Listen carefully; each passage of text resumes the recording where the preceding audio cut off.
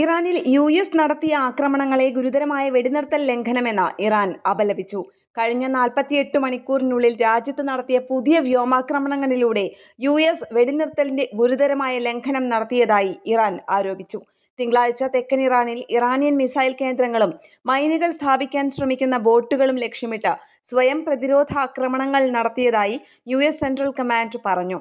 Hormuz കടലിടുക്കിനോട് ചേർന്നുള്ള തീരപ്രദേശമായ ഹോർമൂസ്ഗാൻ മേഖലയിൽ America നടത്തുന്ന ആക്രമണാത്മകവും നീതീകരിക്കാനാവാത്തതുമായ നടപടികളുടെ അനന്തരഫലങ്ങൾക്ക് അമേരിക്ക ഉത്തരവാദിയാണെന്ന് ഇറാൻ വിദേശകാര്യ മന്ത്രാലയം അറിയിച്ചു. സംഘർഷം അവസാനിപ്പിക്കാൻ ലക്ഷ്യമിട്ടുള്ള ചർച്ചകളിൽ ഇതെങ്ങനെ സ്വാധീനം ചെലുത്തുമെന്ന് വ്യക്തമല്ല. സംശയമില്ല, ഇസ്ലാമിക് റിപ്പബ്ലിക് ഓഫ് ഇറാൻ ഒരു തിന്മയെയും ഉത്തരം നൽകാതെ വിടില്ല. ഇറാനിയൻ രാഷ്ട്രത്തെ പ്രതിരോധിക്കാൻ മടിക്കില്ല, ഇറാൻ പ്രസ്താവനയിൽ പറഞ്ഞു. ഇറാന്റെ വിദേശ ഫണ്ടുകൾ മരവിപ്പിച്ച നടപടി ഇല്ലാതാക്കണമെന്ന ടെഹ്റാന്റെ അഭ്യർത്ഥനയാണ് തടസ്സങ്ങളിൽ ഒന്ന് എന്ന റിപ്പോർട്ടുണ്ട്. എന്നിരുന്നാലും ചർച്ചകളിൽ ഇപ്പോഴും കരാർ സാധ്യമാണെന്നും അതിന് കുറച്ചു ദിവസമെടുക്കുമെന്നും US state secretary Marco Rubio പറയുന്നു. ചർച്ചകൾക്ക് പ്രധാനമായും മധ്യസ്ഥത വഹിച്ചത് പാകിസ്ഥാനാണ്.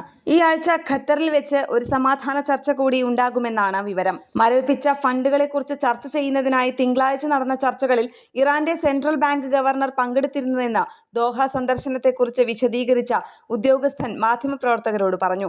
പ്രധാനമായും ഇറാന്റെ ഇടപാടുകളിലാണ് ചർച്ചകൾ നടന്നത്. ആണവായുധം നിർമ്മിക്കുന്നതിനായി ഇറാൻ യുറേനിയം സമ്പുഷ്ടമാക്കുന്നു എന്ന് അമേരിക്കയും ഇസ്രായേലും നിരവധി പാശ്ചാത്യ രാജ്യങ്ങളും ആരോപിച്ചതിനെ തുടർന്ന് ഫെബ്രുവരി 28-ന് അമേരിക്കയും ഇസ്രായേലും സംഘർഷം ആരംഭിച്ചതിന് ശേഷം ലോകത്തിലെ എണ്ണയുടെ 1/5 കടന്നുപോകുന്ന സുപ്രധാന കപ്പൽപാത ഇറാൻ ഫലപ്രദമായി തടഞ്ഞിരുന്നു. എന്നാൽ താൽക്കാലിക ആശ്വാസമെന്ന് തോന്നിപ്പിച്ച പശ്ചിമേഷ്യൻ സംഘർഷങ്ങൾക്ക് അമേരിക്കൻ സേന നടത്തിയ ഏറ്റവും പുതിയ ആക്രമണങ്ങൾ തിരിച്ചടിയാവുകയാണ്. ഇറാനിയൻ സേന ഉയർത്തുന്ന ഭീഷണികളിൽ നിന്ന് സൈനികരെ സംരക്ഷിക്കുന്നതിനാണ് ആക്രമണം നടത്തിയത് എന്നാണ് അമേരിക്കയുടെ വാദം. ഇന്റർനാഷണൽ ഡെസ്ക്, കേരള പ്രണാമം.